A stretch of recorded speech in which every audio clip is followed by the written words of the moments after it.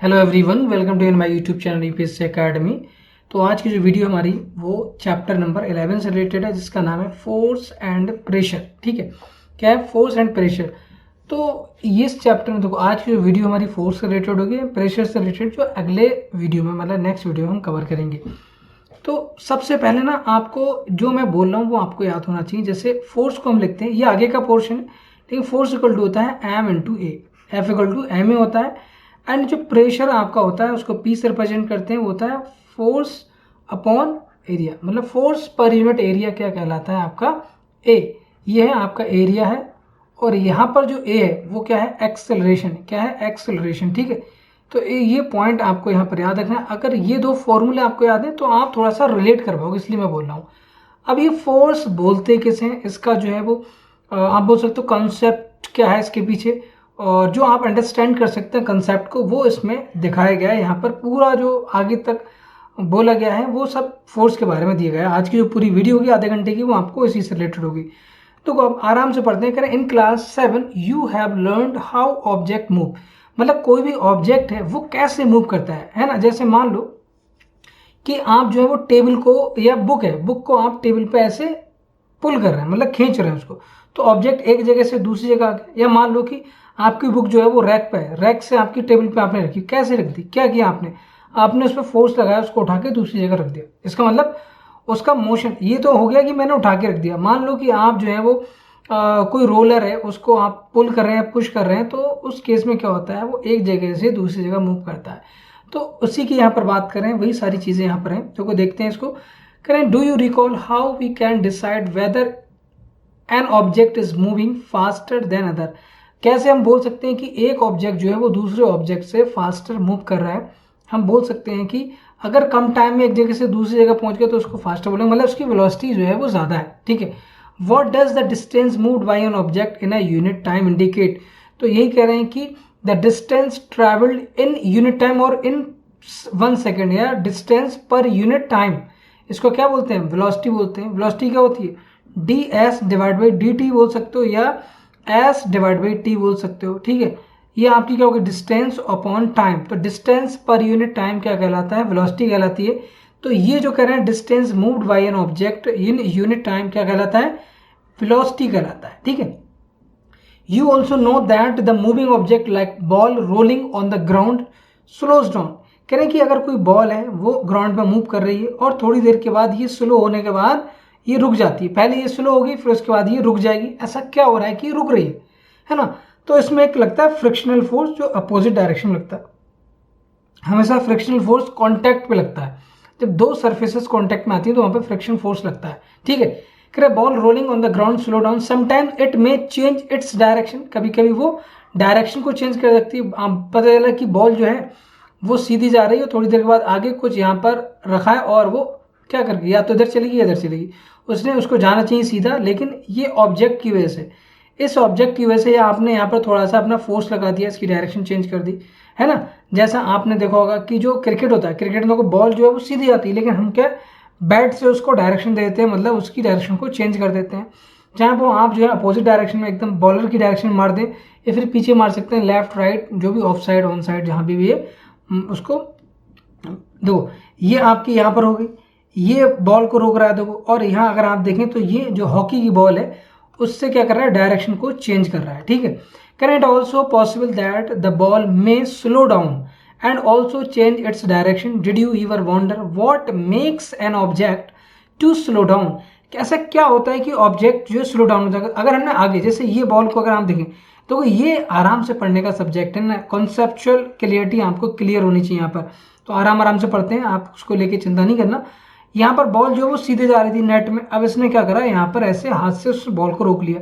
इसका मतलब इसने क्या लगाया, इसने फोर्स लगाया, फोर्स से उसको बॉल को रोक दिया। स्लो डाउन या फास्टर हो सकती है, और change its direction of the motion. हम क्या लगा रहे हैं, यहाँ पर एक फोर्स लगा रहे हैं, वहाँ पर एक फोर्स लगा रहे हैं, जो उसने अपोजिट साइड से लगाया देखो, है ना, बॉल के अपोजिट डायरेक्शन में। यहाँ देखो बॉल जो हो सकता है वो सीधी जाती है, लेकिन इसने हॉकी से उस बॉल की डायरेक्शन को चेंज कर दिया।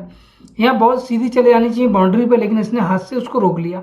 तो ऐसा क्यों रहा, क्यों बॉल रुकी, क्योंकि हमने आगे से फोर्स लगाया। ठीक है, let us recall some of our everyday life experience. What do you make a football move, हमने किक मारा तो क्या होगा, फुटबॉल मूव करने लगी, फोर्स लगाया उस पर। What do you do to make a moving ball move faster, क्या करेंगे अगर कोई बॉल जो है अगर वो इस साइड मान लो जो जा रही है, एक उसकी स्पीड मान लो कि 10 है या 15 है मीटर पर सेकेंड, आपने क्या करा सेम डायरेक्शन में उस पर क्या फोर्स और लगा दो तो और तेज जाने लगेगी। जैसे छोटे बच्चे होते हैं जो इस आप जो है वो बोल सकते हो कि कोई गाड़ी को चला रहे हैं हाथ से या फिर पहिया को मूव करा रहे हैं। How does a goal keeper stop the ball, वो अपोजिट डायरेक्शन में आके बॉल को पकड़ लेता है। How do fielders stop the ball hit by the batsman, hockey players changes the direction of the moving ball with stick और a flick of the stick. ठीक है, कहना कि in all this situation the ball is either made to move faster और slower और its direction of the motion is changed. तो या तो हम बॉल की डायरेक्शन को उसकी स्पीड को बढ़ाएंगे या फिर उसकी स्पीड को रोक देंगे या फिर हम उसकी डायरेक्शन चेंज करेंगे। यही हम तीनों केसेस में ही कर रहे हैं। We often say that the force has been applied on the ball when it is kicked, क्या हम क्या कर रहे हैं, फोर्स एक अप्लाई कर रहे हैं जब उसको हम लात मारते हैं, किक करते हैं। ठीक है, कह रहे पुश्ड थ्रो और फ्लिक्ट, व्हाट इज फोर्स, तो फोर्स है क्या है फोर्स। ठीक है, what can it do two bodies on which it is applied, तो अगर हम फोर्स को अप्लाई करते हैं तो बॉडी के साथ क्या करता है, उसको स्लो डाउन करेगा, चेंज करेगा, डायरेक्शन चेंज होगी, उसकी स्पीड बढ़ाएगा। We shall seek answer to such questions in this chapter, तो इस चैप्टर में हम ये सारे क्वेश्चंस को स्टडी करेंगे। दो, पहला है फोर्स या तो पुश है या फिर पुल है। तो फोर्स जो होता है या तो वो पुश फोर्स होता है, पुश का मतलब हमको उसको धक्का लगाना, पुल का मतलब खींचना। ठीक है, actions like picking opening shutting kicking hitting lifting है ना, flicking pushing pulling are often used to describe a certain task. Each of these actions usually results in some kind of change in the motion of an object. Can these terms be replaced with one or more terms? ठीक है, let us find out। चलो इसको जो है वो start करते हैं। देखो यहाँ पर जो है गोलकीपर का दिया, हॉकी का दिया और ये आपका क्रिकेट का एग्जाम्पल दिया है। अब देखो यहाँ पर कुछ एक्टिविटी दे रखी है। अब यहाँ पर मैं आता हूँ सी डायरेक्ट, आइडेंटिफाइंग एक्शंस पुल और पुश आपको बताना है। देखो, moving a book placed on the table, pushing कर सकते हो आप, पुलिंग कर सकते हो, लिफ्टिंग कर सकते हो, है ना, और क्या कर सकते हो आप, पुशिंग पिकिंग लिफ्टिंग, और उसको जो है वो किक भी लगा सकते हो, है ना। और देखो, action can be grouped as, या पुलिश होगा पुश या पुल, तो ये यस या नो। ठीक, ओपनिंग और शटिंग डोर, तो हम क्या करेंगे, उसको पुल करेंगे, लिफ्ट करेंगे और क्या करेंगे, लोअरिंग करेंगे उसकी, है ना, लिफ्ट और लोअरिंग। तो यहाँ पर पुश एंड पुल, जब हम ऊपर को करेंगे उसको, देखो ऊपर को जब लगाएंगे शटर को तो वो क्या हो जाएगा, पुश हो जाएगा, और उसको नीचे डालेंगे तो पुल हो जाएगा। ठीक है, ऐसे drawing a bucket water from the well, तो ये क्या हो जाएगा, पुलिंग हो जाएगा। ठीक है, और football player taking penalty kick, तो ये भी आपका हो जाएगा। अब यहाँ पर देखें आप क्रिकेट बॉल, तो यहाँ पर सारे हैं कि यहाँ पर देखो कौन कौन से एक्शन आप ले सकते हो, पुशिंग ले सकते हो, पुलिंग पिकिंग हिटिंग, ये सारे एक्शन दे रखे हैं। तो ये आसान सा है यहाँ पर, तो हम कुछ ना कुछ करते रहे होते हैं, चाहे किक करें, चाहे पुल करें, चाहे पुश करें। Do you notice that each of the actions can be grouped as pull और पुश, या तो हम पुल कर रहे हैं या फिर हम क्या कर रहे हैं, पुश कर रहे हैं। पुश मीन्स धक्का देना, पुल मीन्स खींचना। ठीक है, आपने देखा होगा अगर जो शीशे के जो आपके गेट होते हैं, है ना, जब आप कहीं मतलब शॉप पे जाते हैं, किसी भी जो है वो रेस्टोरेंट वगैरह पे जाते हैं या फिर हम मॉल में जाते हैं, तो वहाँ पर ये सारी चीज़ें आपको लिखी हुई मिलती हैं। एटीएम मशीन से जब पैसे निकालने जाएंगे तो वहाँ पर भी ऐसा लिखा होता है, गेट पे ध्यान से देखना आप। ठीक है, कहना इन साइंस अ पुश और pull on an object is called force. तो किसी भी साइंस के अंदर किसी भी ऑब्जेक्ट पर, कोई हमारा ऑब्जेक्ट, देखो ऑब्जेक्ट यहाँ पर क्या हो सकता है, गेट हो सकता है, बुक हो सकती है, बाल्टी हो सकती है ना। तो अगर हम इस पर पुल करें या फिर इसको पुश, या तो इसको पुश करें या फिर इसको क्या करें, पुल करें, तो दोनों ही केसेस में हम क्या कहते हैं, वो क्या कहलाता है, फोर्स कहते हैं। Thus we can say that the motion imparted to object was due to the action of force. ठीक है, तो जो ऑब्जेक्ट का जो मोशन होगा वो किसकी वजह से हो रहा है, फोर्स की। तो ध्यान रखना, आगे से आप ये चीज़ ध्यान में रखना कि कोई भी ऑब्जेक्ट जो है वो विदाउट फोर्स हम मूव नहीं करा सकते। अगर ऑब्जेक्ट हमारा मोशन में है इसका मतलब उस पर फोर्स लग रहा है, चाहे वो पुल फोर्स हो सकता है या फिर पुशिंग फोर्स होता है, पुश हो सकता है या फिर पुल फोर्स या पुश फोर्स, उनमें दोनों में से कोई भी एक हो सकता है। When does a force come into play? Let us find out। कह रहे हैं कि कब जो है वो फोर्स जो है वो आएगा प्ले में, मतलब आप कब उस कहोगे कि ये फोर्स हमने लगा दिया। कह रहे हैं in I learn in class 6 that magnet attracts. देखो ध्यान दो, मैग्नेट है ये, मान लो ये पॉजिटिव टर्मिनल है तो ये मैग्नेट हमारी है मान लो, और यहाँ पर आपने कर दी आयरन नेल्स रख दी, बहुत सारे आयरन के छोटे टुकड़े रख दी, तो क्या करेगा ये अट्रैक्ट कर लेगा। इसका एक पार्ट ऐसा होता है तो वो रिपेल करेगा। अगर मैं आयरन एक तरफ देखो नॉर्थ होगा और ये साउथ होगा, ठीक है, अगर मैं आयरन बार की बात करूँ तो एक पार्ट इसका क्या करेगा अट्रैक्ट करेगा और दूसरा पार्ट रिपेल करेगा। तो यहाँ पर तो बीच में कोई कॉन्टैक्ट नहीं, कॉन्टैक्ट है नहीं, बट दूर से कर रहा है ये। तो कह रहे हैं कि piece of iron towards is attraction also pull. तो ये जो अट्रैक्शन है वो पुल है। What about repulsion between similar poles to magnet. अगर दो मैग्नेट हैं, ये मैग्नेट है दो, है ना, तो अगर मैं यहाँ पर नॉर्थ और साउथ ले लूँ, यहाँ पर नॉर्थ और साउथ ले लूँ, तो अगर आप यहाँ पर ध्यान से देखें तो ये देखो ये साउथ है और ये नॉर्थ है, तो ये क्या करेंगे एक दूसरे को अट्रैक्ट करेंगे। अगर यहीं पर मैं यहाँ पर नॉर्थ कर दूँ, यहाँ साउथ कर दूँ, और यहाँ पर आपका नॉर्थ और ये साउथ कर दूँ, तो ये देखो ये सिमिलर है, तो सिमिलर पोल क्या करेंगे एक दूसरे को रिपेल करेंगे। क्या करेंगे रिपेल करेंगे, समझे। तो ये रिपेल कर रहे हैं, मतलब ये इधर भागेगा और ये इधर को भागेगा। यहाँ पर ये इधर आ रहा है और ये इधर को आ रहा है, तो ये अट्रैक्ट कर रहे हैं फर्स्ट केस में। अगर अपोजिट पोल्स हैं तो अट्रैक्ट करेंगे और सिमिलर पोल्स हैं तो वो क्या करेंगे रिपेल करेंगे, ठीक है। चलिए करें यहाँ पर करें कि force are due to an interaction. तो इंट्रैक्शन फोर्स भी हो सकता है और इंट्रैक्शन, जैसे अभी मैग्नेट में क्या था, मैग्नेट में इंट्रैक्शन नहीं हो रहा है लेकिन फिर भी वो पकड़ ले रहा है, उसको चिपका ले रहा है लोहे के टुकड़े को, छोटे टुकड़े को। लेकिन ये गाड़ी है, अब इसको आपको धक्का लगाना है तो आपको क्या इस गाड़ी को टच करना पड़ेगा।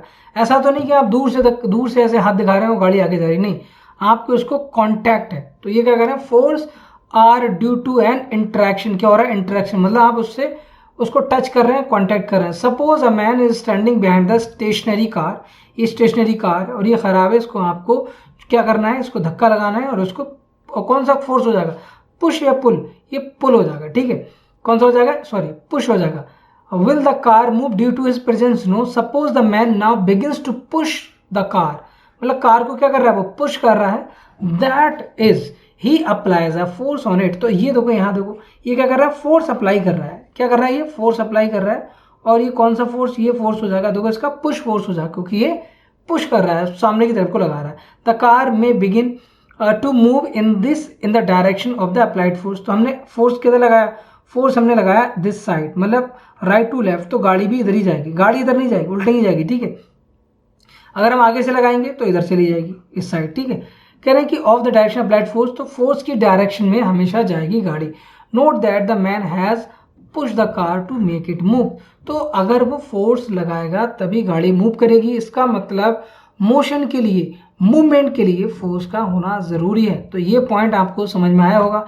नीचे वाला एग्जाम्पल अगर आप ध्यान दें तो यहाँ देखें, ये एक दूसरे को पकड़ के इस तरह से खेल रहे हैं, है ना। तो ये एक दूसरे को, ये वाली गर्ल्स जो है वो इसको इधर खींच रही है और ये वाली गर्ल इसको इधर खींच रही है, ठीक है। तो ये कौन से फोर्स हो जाएंगे, ये पुलिंग फोर्स हो जाएंगे। ये देखो ये क्या कर रहा है, ये इसकी गाय जो है वो, गाय या बैल जो भी है, ये पीछे को भाग रहा है और ये इधर को, तो ये क्या कर रहे हैं एक दूसरे को पुल कर रहे हैं, है ना। पुश नहीं बोलेंगे पुल बोलेंगे इसको। तो फिगर 11.3 इस फिगर के बारे में दिया। 11 shows 3 situations that may be familiar to you. Can you decide who is pulling, who is pushing in these case? तो फर्स्ट केस में तो आपका पुश हो जाएगा, बाकी दोनों केस में पुल हो जाएगा या पुलिंग आप बोल सकते हो, ठीक है।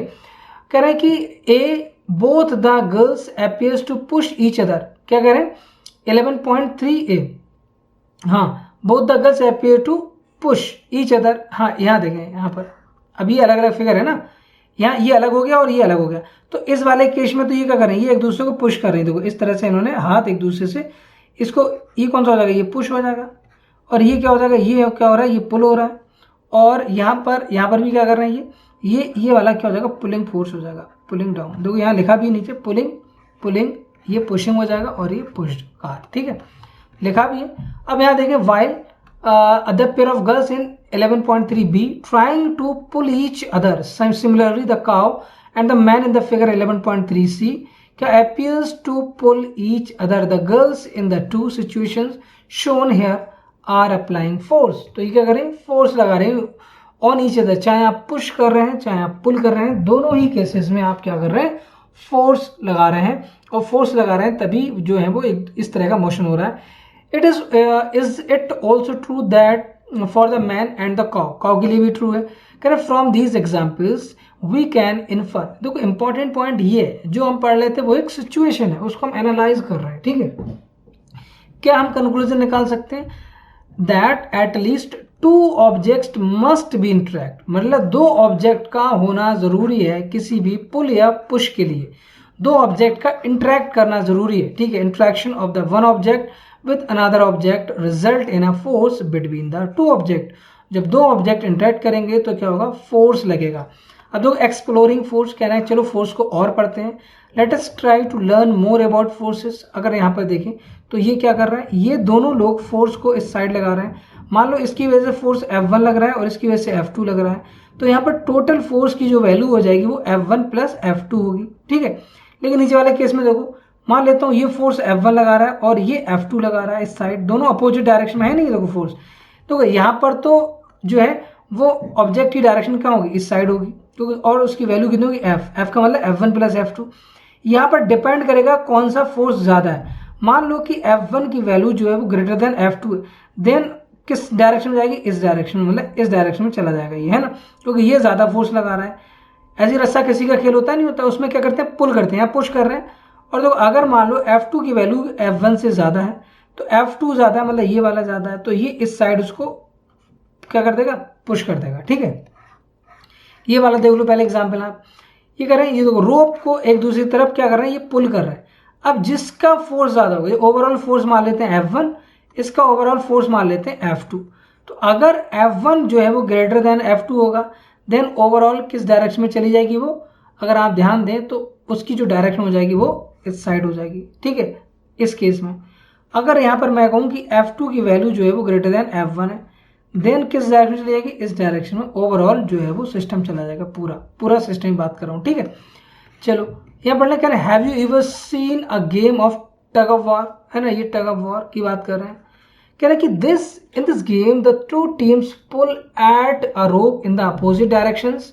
Members of the both the teams try to pull the rope. देखो जो अगर हम दोनों टीम की बात करें तो ये ओवरऑल जो टीम है यहाँ पर, इसकी वजह से जो फोर्स लग रहा है वो F1 मैंने बोला था, और ये पूरी टीम की वजह से जो फोर्स लग रहा है वो मैंने बोला था यहाँ पर F2. ध्यान रखना अच्छा इस चीज़ का.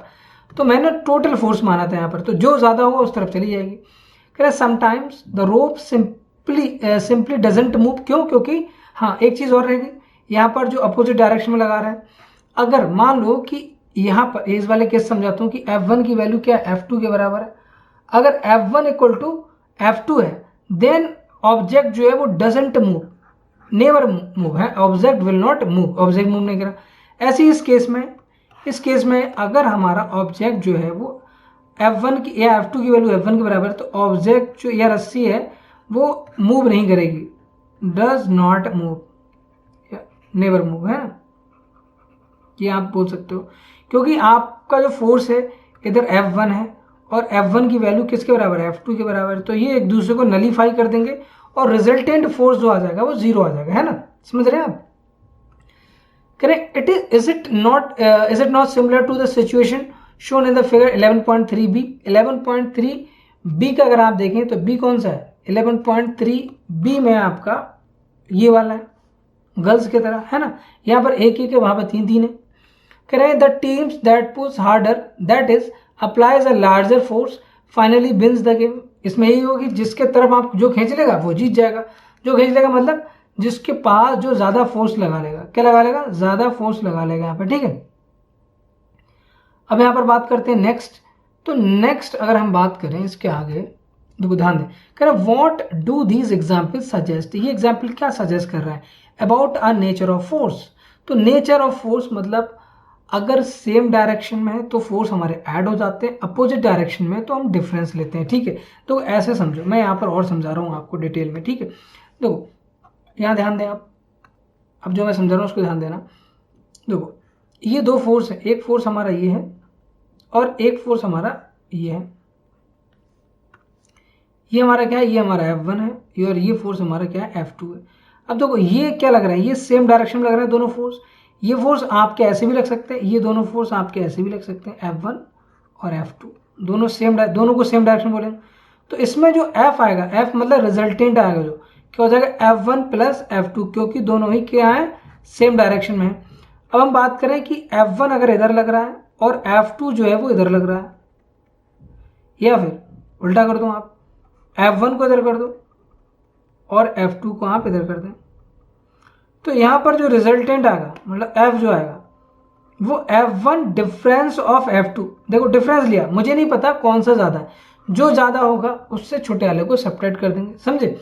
इस फोर्स को लिखने का तरीका एक और हो गया कि आप ऐसे लिख दें F1 और यहाँ पर आप यहाँ फोर्स लगा रहे हो, यहाँ लिख दें F2, सही है, ऐसे लिख सकते हैं। चलिए अब इसको पढ़ लेते हैं, ध्यान दें। तो कह रहे हैं force applied on an object in the same direction है ना, एड टू वन अनदर। अगर सेम डायरेक्शन में है देन हम क्या करते हैं, दोनों फोर्स को ऐड कर लेते हैं, F1 प्लस F2 हो जाएगा। Recall what happened when you and your friend push the heavy box. इसकी बात करें, ये हैवी बॉक्स, ये वाला बॉक्स, इस वाले बॉक्स की बात करें, ठीक है। तो हैवी बॉक्स को हम सेम डायरेक्शन, तो हमारा जो फोर्स है वो सेम डायरेक्शन में अगर हैं दोनों फोर्स, तो हम क्या कर देते हैं, उनको ऐड कर देते हैं। क्या कर देते हैं, ऐड कर। ध्यान रखना ये बहुत इंपॉर्टेंट, ये एप्लीकेबल आगे चल के आपको बहुत ज़्यादा मतलब इन सब चीज़ों की ज़रूरत है, ठीक है, 9th में और 10th में। करें कि अगर दोनों फोर्स जो हमारे हैं वो अपोजिट डायरेक्शन में, कहाँ पर अपोजिट डायरेक्शन में, देन द नेट फोर्स क्या होगा, डिफरेंस होगा। मतलब हम कह रहे हैं एक इधर लगा है और एक इधर लगा है, F1 बोल दो इसको और ये आपको बोल दो कि F2 बोल दो। तो नेट फोर्स जो हमारा होगा F1 डिफरेंस ऑफ हमारा क्या हो जाएगा, F2 हो जाएगा। यहाँ पर the difference between the two forces, what did you observe, हम क्या ऑब्जर्व कर रहे हैं, activity when both of you were pushing the heavy box from the opposite direction, ठीक है, अपोजिट डायरेक्शन। यहाँ पर ये क्या कर रहे हैं, पुश कर रहे हैं या पुल कर रहे हैं अपोजिट डायरेक्शन में। Does it mean that the net force of an object is zero if the two forces acting on it in opposite direction. बिल्कुल सही बात है कि ये कह रहे हैं कि F1 हमारा इधर है और F2 हमारा इधर है और ये F1 की वैल्यू किसके बराबर है, F2 की। तो यहाँ पर जो F नेट होगा, क्या देखो F1 डिफरेंस हो गया ना F2, या बोल सकते हो कि F1 माइनस F2 या फिर F2 माइनस F1 बोल सकते हो। तो यहाँ पर अगर दोनों फोर्स बराबर होंगे तो ये वैल्यू क्या आ जाएगी, जीरो आ जाएगी। तो नेट फोर्स हमेशा जीरो होगा अगर अपोजिट डायरेक्शन में सेम फोर्स लग रहे हैं। ध्यान दो, यहाँ पर कह रहे हैं कि recall that in the tug of war when two teams pull equally hard, दोनों टीम जो है वो इक्वली हार्ड तरीके से पुल कर रहे हैं एक दूसरे को। The rope doesn't move in any direction, तो रोप जो है हमारी वो किसी भी डायरेक्शन में जो है वो मूव नहीं करेगी। We learn that a force could be larger और स्मॉलर देन अदर, एक मिनट, है ना, लार्जर और smaller than the other. The strength of the force is usually expressed by its magnitude, magnitude से हम रिप्रेजेंट करते हैं फोर्स को। We have also specify the direction in which the force acts, तो क्योंकि फोर्स जो है वो वेक्टर क्वांटिटी है इसलिए हम डायरेक्शन भी मैग्नीट्यूड के साथ साथ डायरेक्शन भी बताते हैं उसकी। इफ द डायरेक्शन और the magnitude of the applied force changes its effect also changes, अगर डायरेक्शन या फिर मैग्नीट्यूड चेंज होता है तो उसका जो इफेक्ट है वो भी चेंज होता है, ठीक है।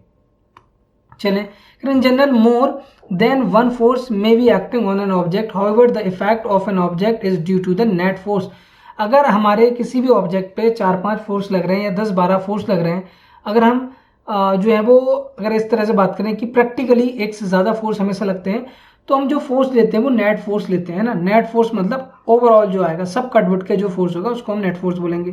कह रहे हैं a force can B change the state of motion, क्या कोई भी फोर्स जो है वो किसी भी ऑब्जेक्ट के स्टेट को चेंज करेगा। मतलब स्टेट अगर वो रेस्ट में है तो उसको जो है वो उसकी कुछ ना मोशन में ले आएगा, या मोशन में है तो उसको रेस्ट में ले आएगा, ठीक है। तो फोर्स क्या ऐसा कर सकता है, बिल्कुल करता है। मान लो ये बॉल यहाँ पर पड़ी है, अब आपने क्या करा, इसको क्या कर दिया, पुश कर दिया, तो ये बॉल भागने लगेगी ऐसे करके। तो आपने उसको रेस्ट कंडीशन से किस में ले गए, रेस्ट कंडीशन से आप मूविंग कंडीशन में ले गए। अब ये कब आई, जब आपने इस पर क्या अप्लाई किया, फोर्स अप्लाई किया। क्या अप्लाई कर रहे हैं आप, फोर्स अप्लाई कर रहे हैं यहाँ पर, अप्लाई फोर्स, है ना, ड्यू टू अप्लाइड फोर्स। तो आपने जब फोर्स अप्लाई किया तभी ऐसा हुआ। Let us now find out what happens when a force act on an object. जब किसी ऑब्जेक्ट पर फोर्स लगेगा तो क्या होगा। देखो यहाँ देखो, बॉल इधर से आ रही है, इसने हाथ लगा लिया तो ये क्या होगी, बॉल की या तो डायरेक्शन चेंज हो जाएगी या फिर बॉल यहाँ रुक जाएगी, इसने पकड़ लिया ऐसे करके। तो आप जो है वो फोर्स लगा के उसकी स्टेट ऑफ मोशन को चेंज कर सकते हैं। अब वो मूविंग कंडीशन से ऐसा भी तो हो सकता है कि बॉल जो है वो मूव कर रही है, आपने आगे हाथ लगा लिया तो बॉल यहाँ रुक जाएगी, है ना। तो आपने जो मूविंग से कहाँ ले आए, आप मूविंग से रेस्ट में ले आए, ठीक है। तो इसको भी क्या बोलेंगे, स्टेट ऑफ मोशन क्या होगी, यहाँ पर चेंज होगी। देखिए यहाँ ध्यान देते हैं, कह रहे you might recall similar situation for example while taking a penalty kick of a football. तो फुटबॉल पे आपने क्या किया, इस पर किक मार दिया। The player applies a force on the ball before being hit, the ball was rest. तो पहले बॉल क्या थी, पहले बॉल रेस्ट थी, और जैसे ही वो किक मारेगा तुरंत बॉल जो है वो मूविंग कंडीशन में आ जाएगी, और speed was zero. The applied force makes the ball move towards the goal. तो गोल की तरफ बॉल जो भाग जाएगी।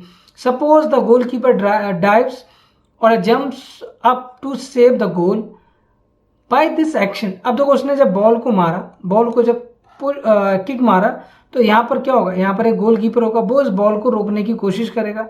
तो जो मूविंग कंडीशन में फिर से वो किस में ले आएगा, रेस्ट। मान लो उसने रोक लिया तो किस में आ जाएगी, दोबारा रेस्ट कंडीशन में आ जाएगी।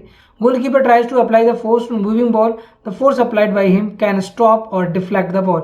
या तो वो स्टॉप कर देगा, उसने हाथ मार के उसको डिफ्लेक्ट, उसको जो है तो गोलकीपर काम क्या होता है, जो नेट होता है नेट के अंदर नहीं जानी चाहिए बॉल, तो या तो उसको डिफ्लेक्ट कर देगा, उसका काम हो गया है ना। या तो आपको डिफ्लेक्ट करना है या फिर रोक लो उसको। Saving a goal being scored if the goalkeeper succeeded in, if the goalkeeper succeeded in stopping the ball, its speed decreases to 0। तो उसकी स्पीड क्या हो जाएगी, जीरो। जो पहले जो जीरो से कुछ स्पीड बनी थी फिर उसकी जीरो कर दी उसने। तो आप समझ रहे हो, यहाँ पर हम फोर्स के थ्रू ये सब काम कर पा रहे हैं। These observation suggest that the force applied on the object में change its speed if the force applied on the object is in the direction of its motion, the speed of the object increase. ऐसा भी हो सकता है कि यहाँ पर ये v स्पीड से जा रहा है, अब आपने फोर्स और लगा दिया इस पर, है ना, और फोर्स लगा दिया, अब होगा क्या कि इसकी स्पीड जो है वो और बढ़ जाएगी, v से भी ज्यादा हो जाएगी यहाँ पर आ गया, है ना, क्योंकि आपने सेम डायरेक्ट मतलब मोशन की डायरेक्शन में फोर्स लगाया। अगर दोगे यहाँ क्या हो रहा है, ये हम क्या कर रहे हैं, हम मोशन के अपोजिट डायरेक्शन में फोर्स लगा रहे हैं। वो इधर आ रही है, हमने इस तरफ लगा दिया। मान लो कि इस बॉल पे इधर से फोर्स लगा दें तो बॉल और तेज भाग जाएगी, है ना। If the force is applied in the direction of opposite direction then its result decreases in the speed of object. तो ये जो पोर्शन है काफी इंपॉर्टेंट है, इसको आप ध्यान रखें। अगर हम ऑब्जेक्ट की मोशन की डायरेक्शन में अगर लगा रहे हैं फोर्स, ऑब्जेक्ट मान लो इधर जा रहा है, तो एस की स्पीड क्या हो जाएगी, स्पीड इसकी क्या हो जाएगी, स्पीड इसकी increases.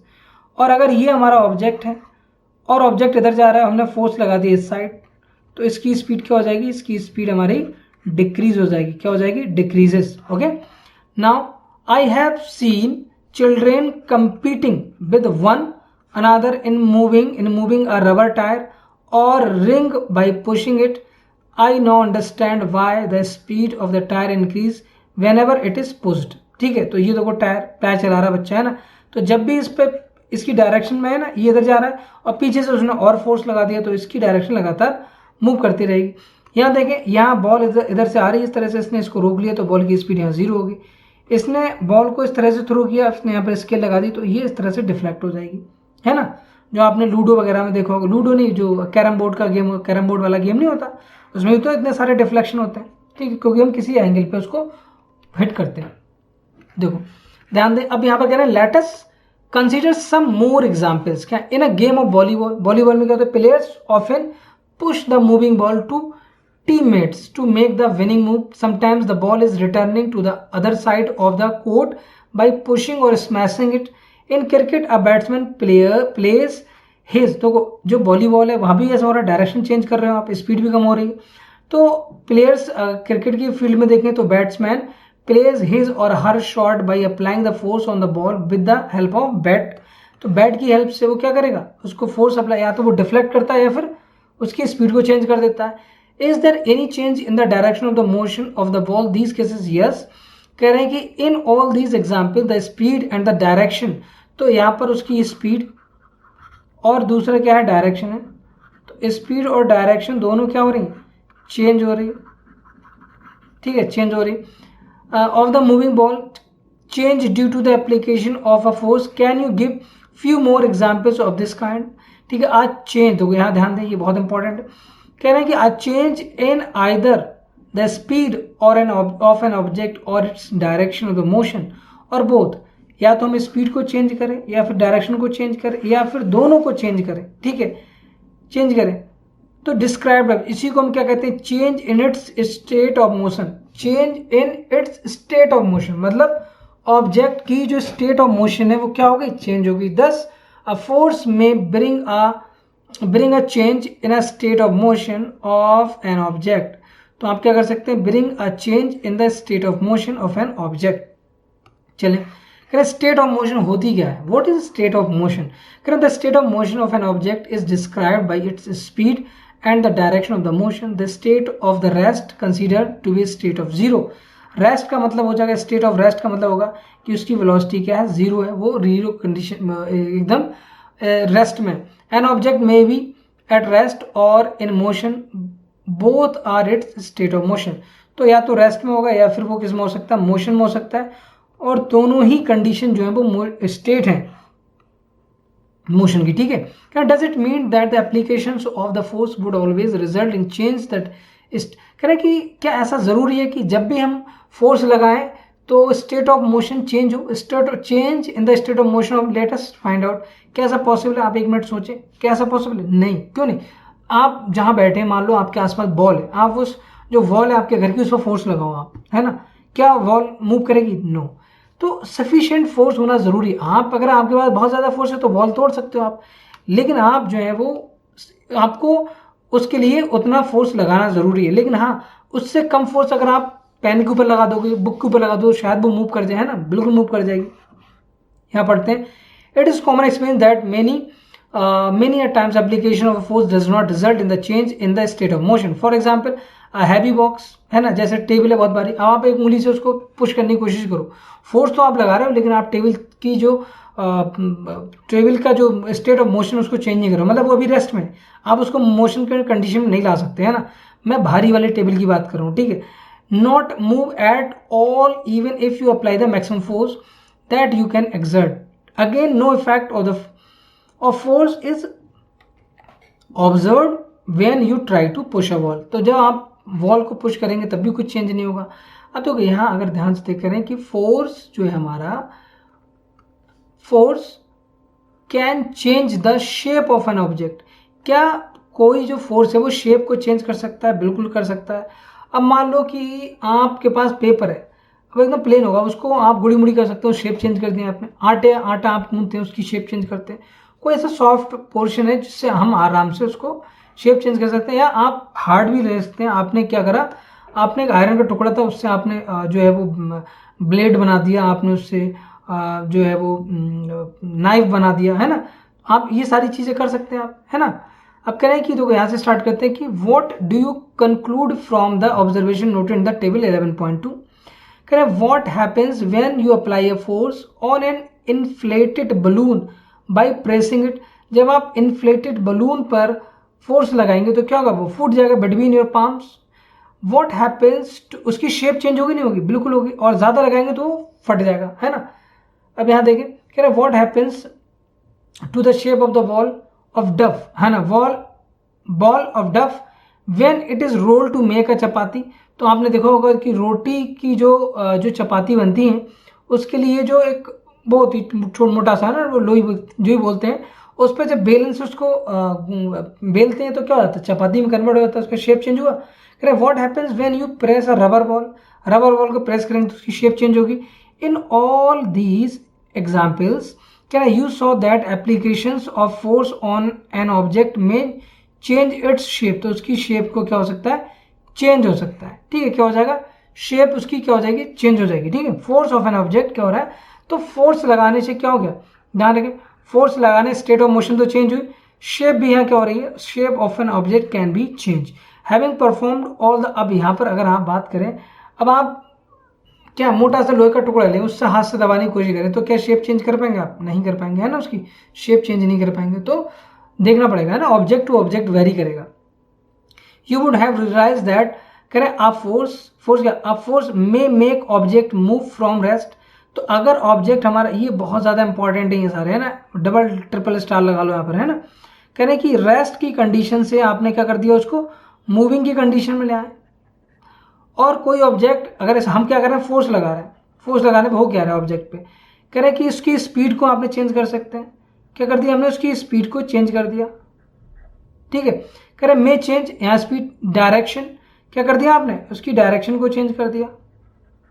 Object change in the shape, आपने उसके क्या कर दिया, शेप को चेंज कर दिया। Cause some all of some और ऑल दीज इफेक्ट, ऐसा भी हो सकता है कि सारे एक साथ हो जाए, या फिर ऐसा भी हो सकता है कि एक एक करके हो। अब यहाँ देखें, अब देखो ये डफ देखो, तो इसकी शेप चेंज हो रही है, change in the state of motion. तो स्टेट ऑफ मोशन तो चेंज नहीं हो रही है, लेकिन शेप चेंज हो रही है यहाँ पर। अब यस, ठीक है, क्योंकि ये मूव थोड़ा कर रहा है। यहाँ देखें तो इसकी जो यहाँ पर देखो, ये मोशन मारा नहीं आ रहा है बिल्कुल, और उसकी शेप भी चेंज हो रही है स्प्रिंग की। यहाँ देखें, यहाँ पर हमने क्या कर रखा है, देखो इसको ऐसे खींच देंगे, ये रबड़ है। यहाँ देखें, ये भी यहाँ पर हमारे क्या शेप चेंज हो रही है। अब ध्यान दें, यहाँ पर अगर आप ध्यान देंगे तो ये लगा है कि वाइल अ फोर्स में कॉज वन और मोर ऑफ दीज इफेक्ट, एक से ज़्यादा या एक या उससे ज़्यादा इफेक्ट हो सकते हैं। It is important to remember that none of these actions can be take place without the action of force. ध्यान रखना कि जो भी एक्शन की हम ऊपर बात कर रहे हैं, कौन सा, शेप चेंज की बात कर रहे हैं, स्टेट ऑफ मोशन की बात कर रहे हैं, स्पीड कम करने की बात कर रहे हैं, डायरेक्शन चेंज करने की बात कर रहे हैं, तो ये जो एक्शंस हैं वो विदाउट फोर्स के एक्शन के नहीं हो सकते। तो फोर्स होना जरूरी है। Without force these actions can not be, या these effect can not be happened. Can an object can not move by itself, it can not change speed by itself, it can not change direction by itself, and shape can not change itself. अपने आप कुछ नहीं होगा। अब देखो यहाँ पर बात करें कॉन्टैक्ट फोर्स, ठीक है। कॉन्टैक्ट फोर्स, जैसे मैंने आपको अभी बात की थी यहाँ पर मैग्नेटिक फोर्स, तो मैग्नेटिक फोर्स जो है वो आपका, मैग्नेटिक फोर्स की अगर बात करें तो ये कॉन्टैक्ट फोर्स नहीं है ना, ये क्या नहीं है, कॉन्टैक्ट फोर्स नहीं है, कॉन्टैक्ट फोर्स नहीं है।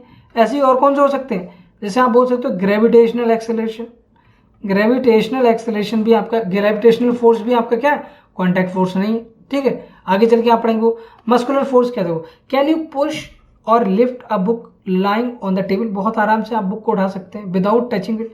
हाँ बताएं कि बिना टच किए कर सकते हैं, नो नेवर, लेकिन टच करके हम कर सकते हैं, उसको पकड़ के उठा सकते हैं, तो उसको हमने क्या करें, कॉन्टैक्ट। अब मस्कुलर इसलिए करें क्योंकि हम उसमें बॉडी अपना इन्वॉल्व कर रहे हैं। Can you lift the bucket water without holding it, बिना वाटर की उसको होल्ड करें आप जो है वो उठा सकते हैं, नहीं उठा सकते हम, ठीक है, बकेट को बिल्कुल नहीं उठा सकते। अब क्या करें, generally to apply a force of an object your body has to be contact with the object, ठीक है, ऑब्जेक्ट के साथ कॉन्टैक्ट करना चाहिए उसको, तभी आप उसको डिफाइन करें कि द कॉन्टैक्ट में also with the help of stick और अ पीस ऑफ पाइप। तो आप जो कॉन्टैक्ट कर सकते हैं वो आप किसी स्टिक के थ्रू भी कर सकते हैं, है ना, और पीस ऑफ रोप के थ्रू भी कर सकते हैं। When we push an object like school bag और lift a bucket of water, where does the force come from, तो फोर्स कहाँ से आता है, हम खुद हमारी बॉडी के अंदर से। This force is caused by the actions of muscles, muscles की वजह से, हमारी बॉडी के अंदर जो मसल्स हैं उसकी वजह से आता है in our body. The force resulting due to the action of muscles is known as muscular force. तो इसी फोर्स को हम क्या कहते हैं, मस्कुलर फोर्स कहते हैं। Animal also make use of muscular force to carry out their physical activities and other task. तो एनिमल के अंदर भी क्या होता है, एनिमल्स जो होते हैं, जानवर वगैरह की हम बात करें, है ना, घोड़ा, हाथी या शेर, तो इनके अंदर भी क्या होती है, मसल्स होती हैं ना, मसल्स, तो वो भी फिजिकल एक्टिविटीज जितनी करते हैं वो मस्कुलर फोर्स के थ्रू करते हैं। एनिमल्स लाइक ब्लॉक्स हो गया आपका, हॉर्स हो गया, donkey, camels are use to perform various task for us. In performing these task they use muscular force. कौन से फोर्स को यूज कर रहे हैं, वो मस्कुलर फोर्स को यूज कर रहे हैं। कह रहे हैं कि since muscular force can be applied only when it is in contact with the object, it is called contact force. तो muscular force without contact force नहीं लग सकता, ध्यान रखना। और these are there other types of contact forces, बहुत तरह के कॉन्टैक्ट फोर्स हो सकते हैं। फ्रिक्शनल फोर्स हो गया, ये आपका बहुत इंपॉर्टेंट है, ये है ना फ्रिक्शन वाला। देखिए, recall some of your experience a ball. अब देखो आप कैसे, आपने बॉल को यहाँ से ऐसे थ्रो कर दिया और कुछ देर के बाद ये बॉल जो रोल होने के बाद यहाँ रुक जाएगी, रेस्ट में चली जाएगी। ऐसा क्या हुआ? देखो हमने तो कोई फोर्स नहीं लगाया, लेकिन कुछ दूरी के बाद ये बॉल रुक जाती। हम ग्राउंड में बॉल फेंकते हैं तो रुक जाती कुछ देर के बाद। तो ये बॉल क्यों रुक जाती?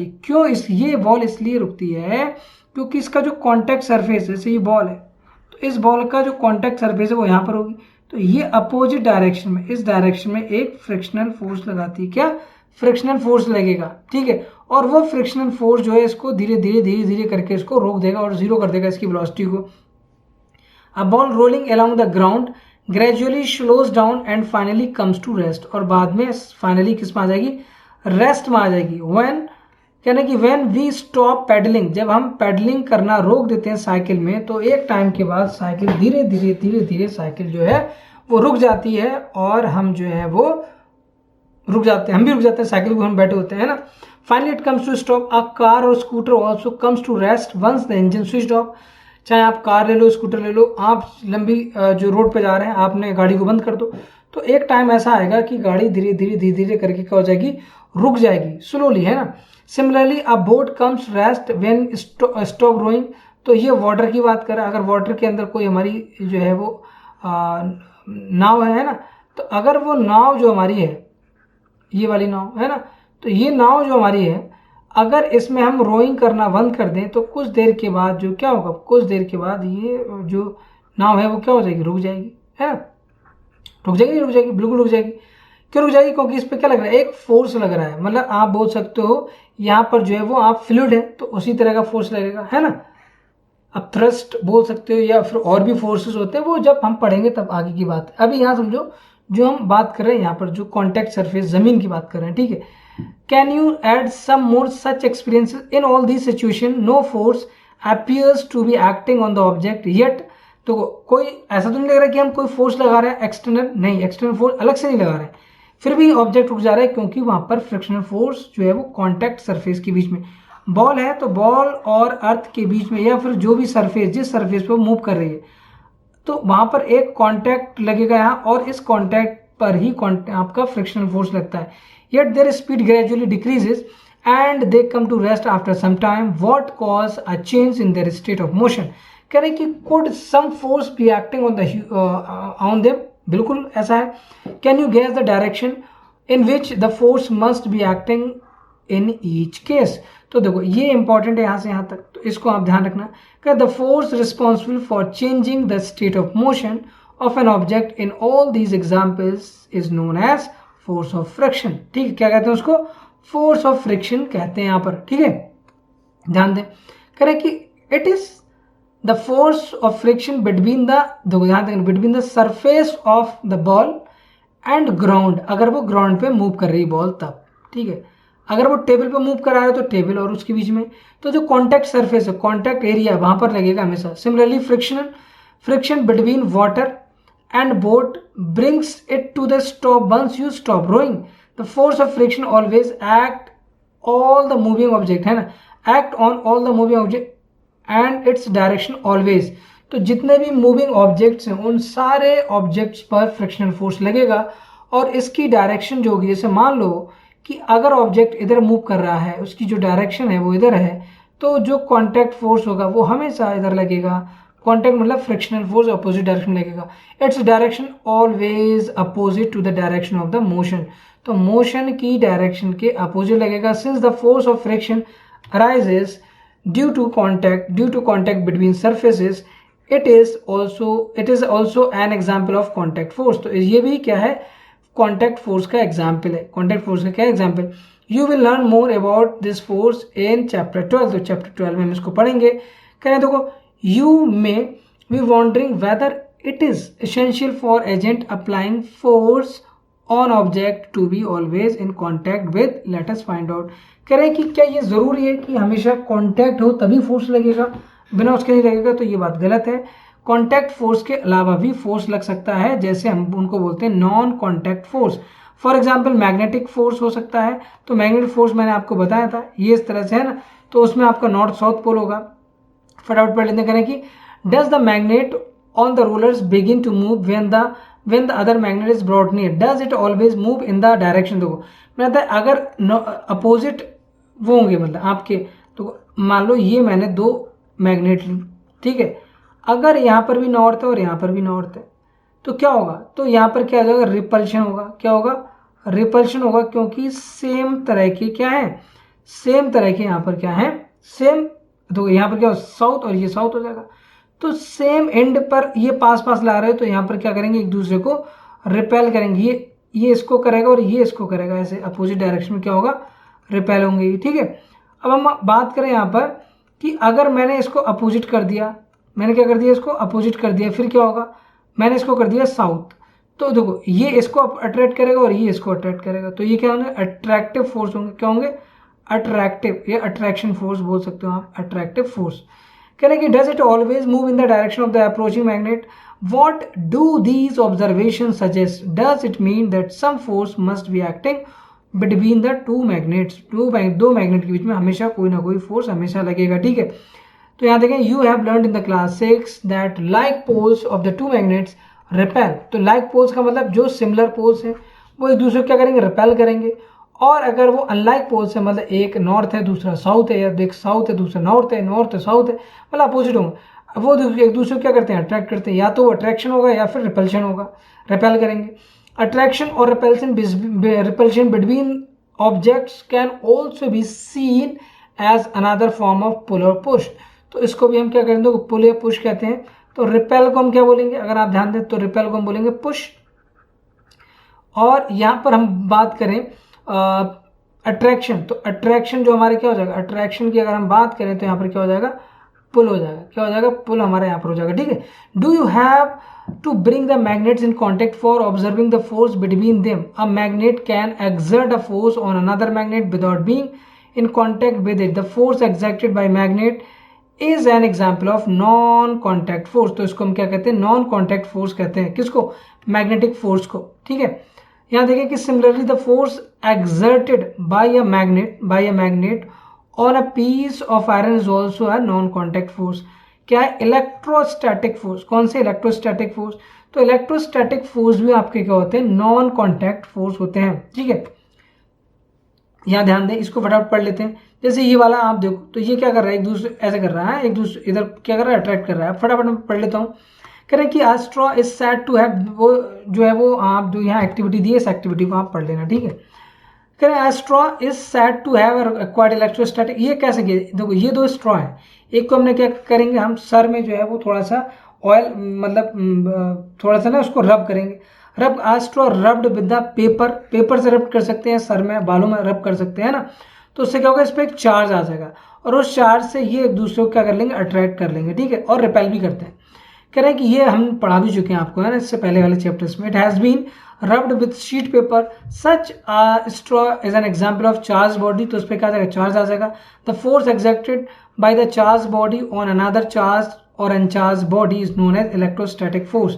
तो एक यहाँ पर क्या होगा, यहाँ पर चार्जेस आ जाएंगे, तो चार्ज्ड बॉडी होगी यहाँ पर, या फिर अनचार्ज बॉडी होगी। तो एक दूसरे को क्या करेंगे, वो या तो अट्रैक्ट करेंगे या फिर रिपेल करेंगे, ठीक है। This force comes into play even when the bodies are not in contact. जब बॉडी हमारी क्या कॉन्टैक्ट में नहीं है, बॉडी कॉन्टैक्ट में, फिर भी वो अट्रैक्ट या रिपेल करेंगे। The electrostatic force therefore is another example of non contact force. ये भी क्या नॉन कॉन्टैक्ट फोर्स का एग्जाम्पल है। You will learn more about electric charges in chapter 15, ठीक है। अब देखिए यहाँ पर क्या है, ग्रेविटेशनल, क्या है, ग्रेविटेशनल फोर्स है। You know that the coin or pen falls to the ground when the ships of your hand, sorry, कहने की दो ग्रेविटेशनल फोर्स, जब आप जो पेन को अगर आप हाथ से छोड़ देंगे तो क्या हो जाएगा, वो नीचे गिर जाएगा। या बॉल आपने जो है वो ड्रॉप करी, हाथ से छोड़ी, तो क्या हो जाएगी, वो स्लिप हो जाएगी, है ना, और वो नीचे चलेगी, मतलब फर्श पे गिर जाएगी या जमीन पे गिर जाएगी, ठीक है। ऐसा क्यों होता है, क्योंकि अर्थ का एक ग्रेविटेशनल फोर्स है, वो हमेशा अट्रैक्ट करती है ऑब्जेक्ट को। आप जो छत से अगर कूदोगे तो नीचे गिरोगे, ऊपर नहीं जाओगे, है ना। The leaves and the fruits also fall to the ground when they get detach from the plant. Have you ever wondered why it is so. ऐसा क्यों होता है, वो मान लो कि आपने जो है, आप अपने घर की छत पे, और छत से आपने कोई जो है बॉल को फेंका, वो हमेशा नीचे जाएगी, ऊपर क्यों नहीं जाती, वो ऊपर क्यों नहीं उड़ती है। या फिर आप देखें कि मान लो मैंगो का पेड़ है, तो आम के जो आम होते हैं पक जाते हैं, वो नीचे गिर जाते हैं, ड्रॉप हो जाएंगे, है ना। तो वो नीचे ही क्यों गिरते हैं, वो वहीं पर नहीं क्यों नहीं लटके रहते या फिर ऊपर नहीं क्यों नहीं जाते हैं ना, वो चीज़ है यहाँ पर।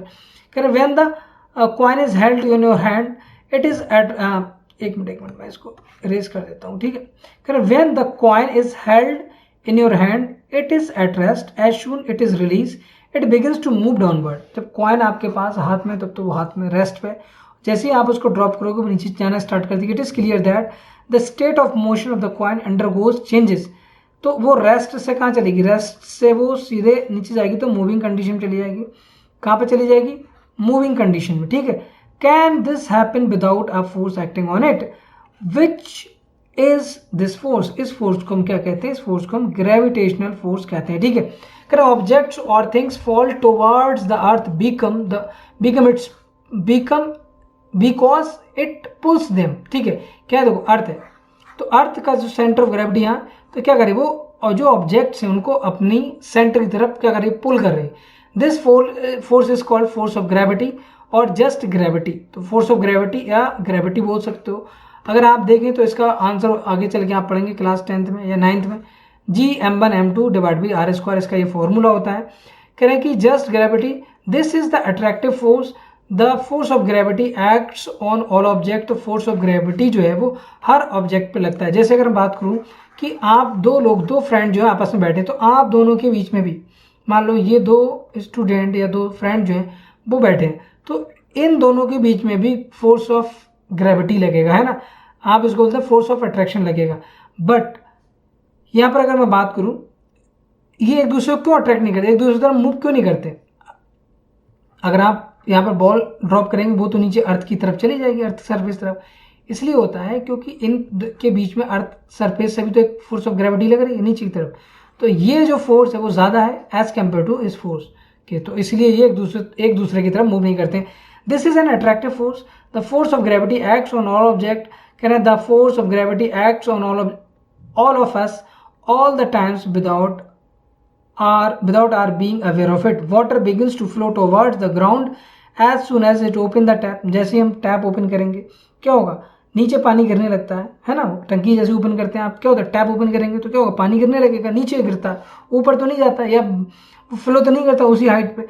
Water in the rivers flows downward direction due to the force of gravity. Force of gravity की वजह से हमेशा वो डाउनवर्ड डायरेक्शन में मूव करता है, ठीक है। अब ये वाला पॉइंट और पढ़ लेते हैं। Gravity is not a property of the earth alone, in fact every object in the universe whether small और large exert a force on every other object. हर कोई, मैं जो हूँ, जैसे आप हो, आप कहीं बैठे हो अपने दोस्त पे फोर्स ऑफ अट्रैक्शन लगा रहे हो, आप जो है वो टेबल के ऊपर लगा रहे हो, ठीक है, हर कोई लगा रहा है एक दूसरे। This force is known as gravitational force. इस फोर्स को हम क्या कहते हैं, ग्रेविटेशनल फोर्स कहते हैं, ठीक है। तो इस वीडियो को यहीं पर पॉज करते हैं। अब जो नेक्स्ट वीडियो होगी उसमें हम बात करेंगे प्रेशर से रिलेटेड। तो फोर्स का जो भी कॉन्सेप्ट था वो मैंने समझा दिया। आई होप कि आपको ये सारी चीज़ें समझ में आई होंगी। देखो आपको ऐसा ही पढ़ना चाहिए एनसीईआरटी को। जब एक बार आप पढ़ लो फिर शॉर्ट में जाओ, उसके नोट्स बना लो, फिर आप जाओ, ठीक है, तब ज़्यादा अच्छा रहेगा। तो इसलिए डिटेल में पढ़ा रहा हूँ, आपको जरूर अच्छा लगता होगा। अगर आपकी वीडियोस पसंद आई तो उसको लाइक करें, शेयर करें, और अगर आपने सब्सक्राइब नहीं किया मेरे यूट्यूब चैनल को तो ज़रूर सब्सक्राइब करेगा, क्योंकि फ्यूचर में आपको आने वाले टाइम में और भी बहुत सारी इंटरेस्टिंग वीडियोस मिलती रहेंगी। नेक्स्ट वीडियो मिलते हैं, तब तक के लिए बाय, टेक केयर, जय हिंद, आई मती, साइनिंग ऑफ।